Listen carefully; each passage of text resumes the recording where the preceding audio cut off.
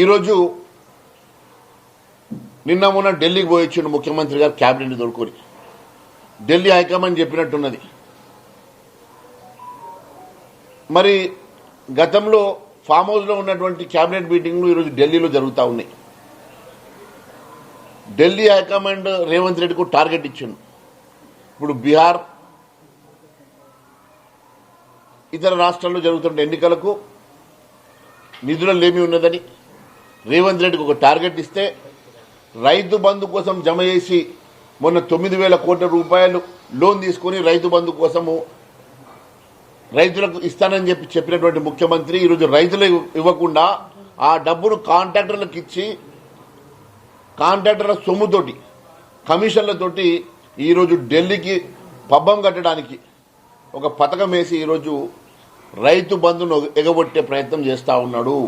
ఈ 9,000 కోట్ల రూపాయలు రైతు బంధు కోసము లోన్ తీసుకొచ్చి రైతు బంధుకి ఇవ్వకుండా ఈ సొమ్ము పూర్తిగా కాంట్రాక్టర్కి పెట్టి కాంట్రాక్టర్లు ఇచ్చేటువంటి కమిషన్లని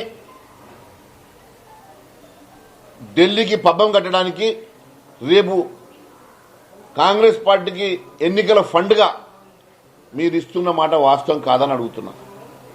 కేవలం ఢిల్లీకి పబ్బం కట్టడానికి నెలకొకసారి ఢిల్లీ పోయేటువంటి రేవంత్ రెడ్డి గారు రాష్ట్ర ప్రజల మీద రాష్ట్ర ప్రజా సంక్షేమం మీద మీకు ఏ పార్టీ ఆలోచన గౌరవం ఉన్నది?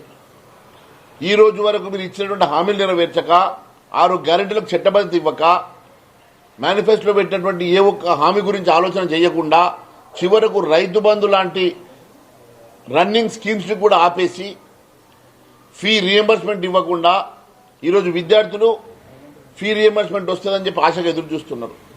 ఇప్పుడు ఎగ్జామ్స్ అయిపోతే వాళ్ళకి సర్టిఫికెట్ రావాలంటే ఫీజు కట్టాలా. మీరు ఫీజు కట్టకుంటే పిల్లల సర్టిఫికెట్లు ఆగిపోతాయి. మళ్ళీ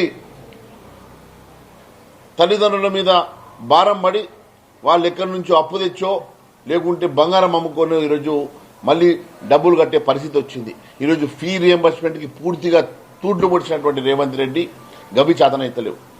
కానీ ప్రతిపక్షాల గొంతు నొక్కడం, అమానుషంగా ఈరోజు మమ్మల్ని నిర్బంధించడం, నిర్బంధిక పాలన సాగిస్తున్నటువంటి రేవంత్ రెడ్డి గారు మరి నేరుగా సమాధానం చెప్పాలని కోరుతా ఉన్నాం.